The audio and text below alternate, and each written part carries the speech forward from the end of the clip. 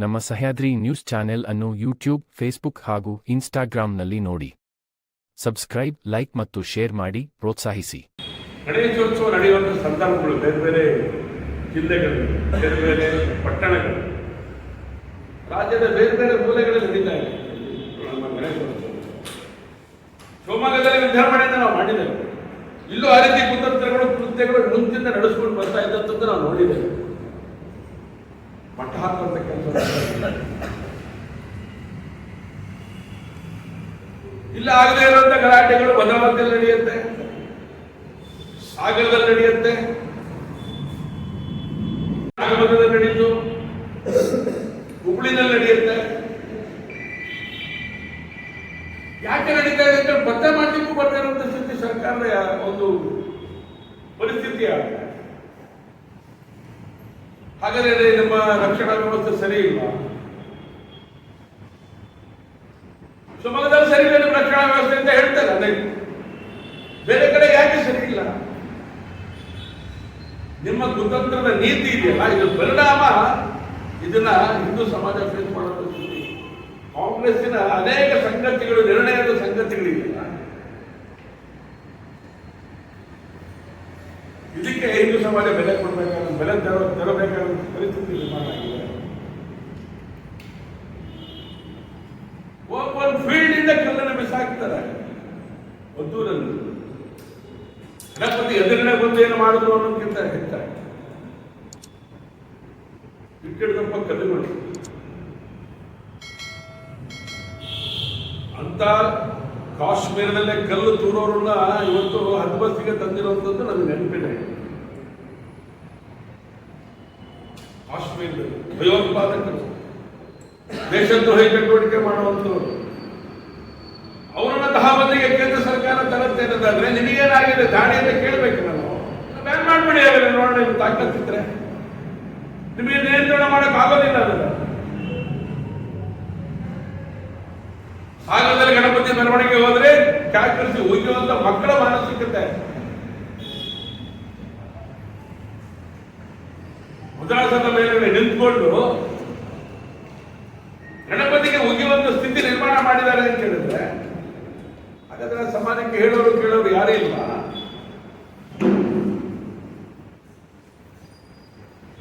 ಸರ್ಕಾರ ಸತ್ತೋಗಿದೆ. ಹಾಗಾದ್ರೆ ಬಹಳ ನೋವಿನಿಂದ ಈ ಸಂಗತಿಯನ್ನು ನಾನು ಮಾತಾಡ್ತಾ ಇದ್ದೇನೆ. ಯಾರಾದ್ರೂ ತಹಬಂದಿಗೆ ತಪ್ಪಲೇಬೇಕು. ಪ್ರತಿಭಟನೆ ಮಾಡಿದ್ರೆ, ಹಿಂದೂ ಸಂಘಟನೆಗಳು ಪ್ರತಿಭಟನೆ ಮಾಡಿದ್ರೆ ಅದ್ರ ಹತ್ತಿಕ್ಕುವಂತ ಕೆಲಸವನ್ನು ಮಾಡ್ತೀರಿ. ನನ್ನ ಒಬ್ಬರು ಹೆಣ್ಮಗಳು ಕೂಗ್ತಾ ಇದ್ದ ನಾನು ನೋಡ್ತಾ ಇದ್ದೆ ಟಿವಿಯಲ್ಲಿ. ಪರಿಸ್ಥಿತಿ ಎಲ್ಲಿಗೆ ಹೋಗಿ ನಿಲ್ಲುತ್ತೆ? ಪ್ರತಿಭಟನೆ ಮಾಡಿದ್ರೆ ಅದ್ರ ಮೇಲೆ ರಾಟಿದ್ದಾರೆ. ಯಾರು ಗುಂಡಾ ಮುಸಲ್ಮಾನರಿದ್ದಾರೆ ಅವ್ರ ಬಗ್ಗೆ ಕ್ರಮ ತಗೊಂಡಿ ಅಂತೇಳಿ ಒತ್ತಾಯ ಮಾಡ್ಲಿಕ್ಕೆ ಹೋದ್ರೆ ಅವ್ರ ಮೇಲೆ ಹಾಕಿದ್ದಾರೆ.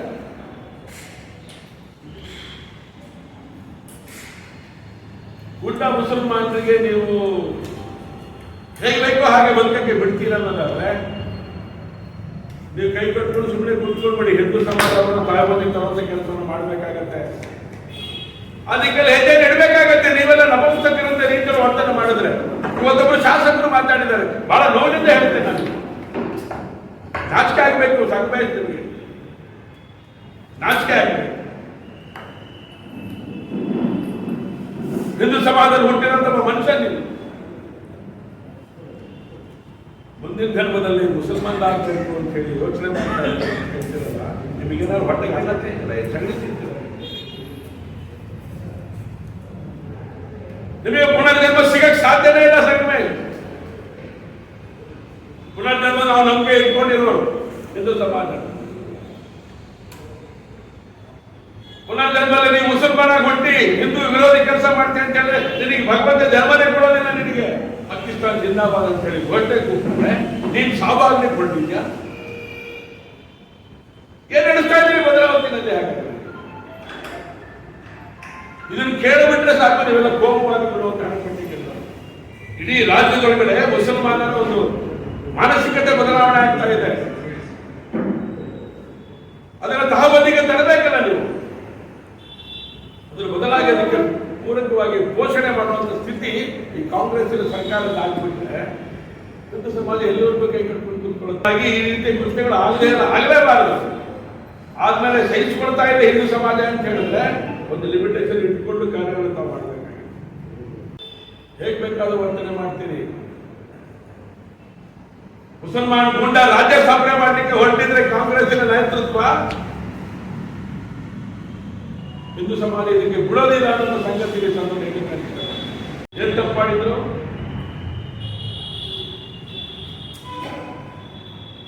ಯಾಕೆ 16 ಜನರ ಮೇಲೆ ಕೇಸ್ ಹಾಕ್ತಾ ಇದ್ದೀರಿ?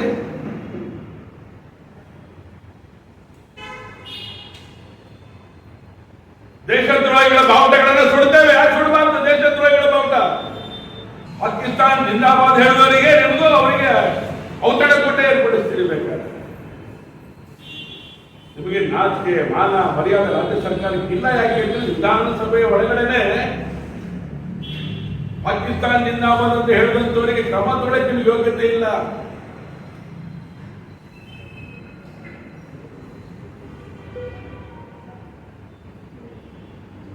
ಕಾಂಗ್ರೆಸ್ಸಿನ ನೇತೃತ್ವ ಇದೆಯಲ್ಲ, ರಾಹುಲ್ ಗಾಂಧಿ, ರಾಜೀವ್ ಗಾಂಧಿ, ಸೋನಿಯಾ ಗಾಂಧಿ, ಇವ್ರ ಹಿನ್ನೆಲೆ ಸ್ವಲ್ಪ ತೆಗೆದು ನೋಡ್ರಿ.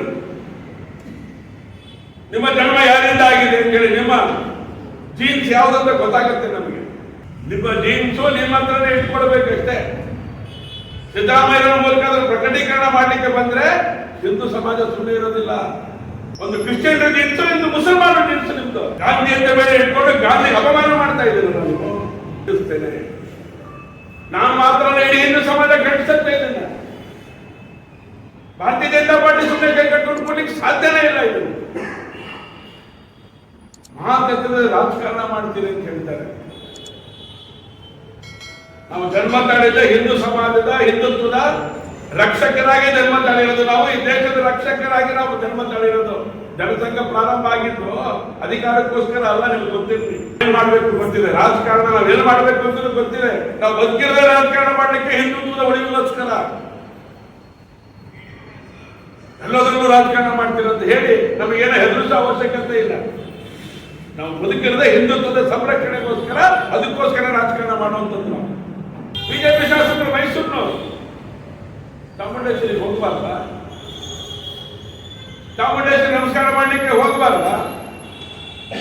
ಚಾಮುಂಡೇಶ್ವರಿ ಅಪಮಾನ ಆಗ್ತದೆ ಅಂತ ಹೇಳಿದ್ರೆ ಅದಕ್ಕೆ ಬದಲಿಗೆ ವಿರುದ್ಧ ಹೋರಾಟ ಮಾಡಬಾರ್ದ? ಹೋರಾಟ ಮಾಡಲಿಕ್ಕೆ ಹೊರಟ್ರೆ ಸಂಗೊಳ್ಳಿ ರಾಯಣ್ಣ ಸರ್ಕಲ್ ಅಲ್ಲಿ ಒಬ್ಬ ಶಾಸಕರೆಲ್ಲ ಬಂಧಿಸ್ತಿರಲ್ಲ, ಈ ಪ್ರಜಾಪ್ರಭುತ್ವ ವ್ಯವಸ್ಥೆಯಲ್ಲಿ ಇದ್ದೀರಾ ನೀವು ಕಾಂಗ್ರೆಸ್ನವರು? ಇನ್ನು ಬಿಡುಗಡೆ ಮಾಡಿಲ್ಲ. ಅವರು ಏನು ಅಪರಾಧ ಮಾಡಿದ್ದಾರೆ? ಮಾಜಿ ಶಾಸಕರೆಲ್ಲ ಬಂಧನ ಮಾಡಿದ್ದೀರಿ.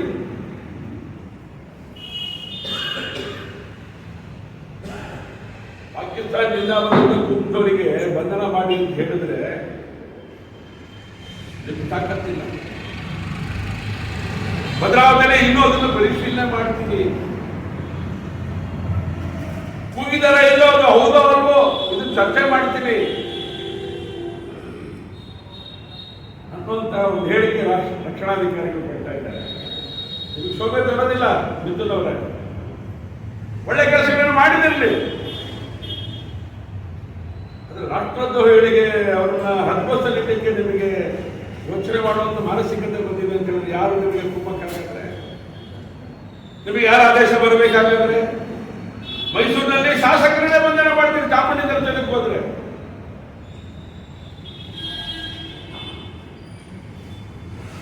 ಇಲ್ಲಿ ಪಾಕಿಸ್ತಾನದಿಂದ ಅವರಿಂದ ಭದ್ರಾವತಿಯಲ್ಲಿ ಕೂಗಿದ್ರೆ ಅವನನ್ನು ಬಂಧನ ಮಾಡಕ್ಕೆ ನಿಮ್ಮ ರಾಜ್ಯ ಸರ್ಕಾರಕ್ಕೆ ತಾಕತ್ತಿಲ್ಲ. ಬಹಳ ನೋವಿನಿಂದ ಹೇಳ್ತಾ ಇದ್ದೇನೆ. ಇಡೀ ರಾಜ್ಯ ಶಾಂತಿಯಿಂದ ಇರಬೇಕು, ತಣ್ಣಗಿರಬೇಕು.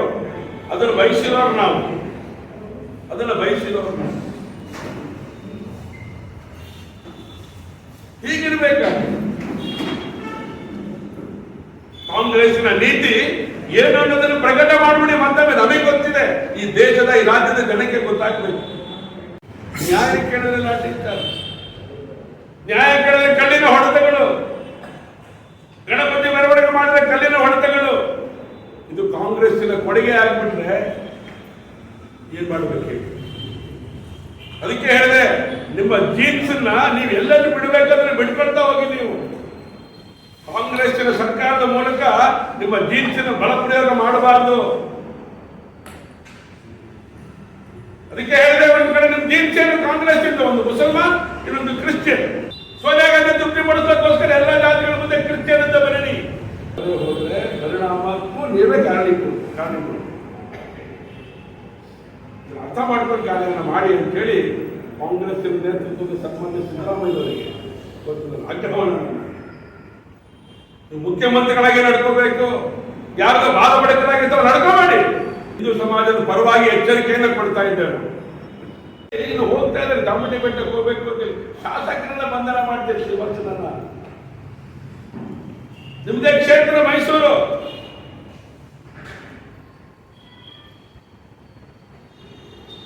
ಇಲ್ಲಿ ಪಾಕಿಸ್ತಾನ ಜಿಂದಾಬಾದ್ ಅಂತ ಹೇಳಿದ್ರು, ಇನ್ನೂ ಅರೆಸ್ಟ್ ಮಾಡಬೇಡ ಅಂತ ಹೇಳಿ ಸೂಚನೆ ಬಂದರೆ ನಾನೇ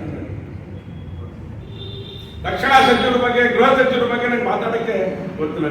ಮನಸ್ಸೇ ಇಲ್ಲ. ಯಾಕೆ ಅಂತ ಹೇಳಿದ್ರೆ ಅವ್ರಿಗೆ ಏನಾದ್ರು ಹೇಳಿದ್ರೆ ಸಾಕು, ಅವ್ರ ವರ್ತನೆ ಬೇರೆ. ಹೇಳ್ಬಾರ್ದು ಅವ್ರ ಕುಟುಂಬದ ವಿಷಯನ. ಯಾಕೆ ಅಷ್ಟೊಂದು ಹೆದರ್ಕೊಂಡು ಸಾಯ್ತಾ ಇದ್ದೀರಿ ನೀವು ಗೃಹ ಸಚಿವರೇ? ಮುಸಲ್ಮಾನರ ವಿರುದ್ಧ ಏನಾದರೂ ಕ್ರಮ ತಗೊಂಡ್ರೆ ಗೃಹ ಸಚಿವರ ನಿಮ್ಮ ಮನೇಲಿ ಏನೋ ತೊಂದರೆ ಆಗತ್ತಾ? ಬಹಳ ನೋವಿನಿಂದ ಈ ಪ್ರಶ್ನೆ ಕೇಳ್ತಾ ಇದ್ದಾರೆ ಗೃಹ ಸಚಿವರಿಗೆ. ನಾನು ಕುಟುಂಬದಲ್ಲಿ ಪ್ರಾಬ್ಲಮ್ ಶುರು ಆಗತ್ತಾ? ನಿಮ್ಮ ಜಾಗಕ್ಕೆ ಏನಾದ್ರು ಕುತ್ತು ಬರುತ್ತಾ? ಅಮಾಯಕ ಹಿಂದೂಗಳ ಮೇಲೆ ನೀವು ಮಾಡ್ತಾ ಇರೋಂಥ ದೌರ್ಜನ್ಯ ನೋಡಿದ್ರೆ ನೀವು ನಿಮ್ಮ ಕುಟುಂಬ ಉಳಿಸ್ಕೊಳ್ಳೋದಕ್ಕೋಸ್ಕರ ಕೆಲಸ ಮಾಡ್ತೀರಿ ಅಂತೇಳಿ ಆಪಾದನೆ ನಾನು ಮಾಡಬೇಕಾಗತ್ತೆ. ನೋವಿನಿಂದ ಆಪಾದನೆ ಮಾಡ್ತಾ ಇದ್ದೇನೆ ನಾನು. ನಿಮ್ಮ ಬಗ್ಗೆ ಗೌರವ ಇತ್ತು ನನಗೆ.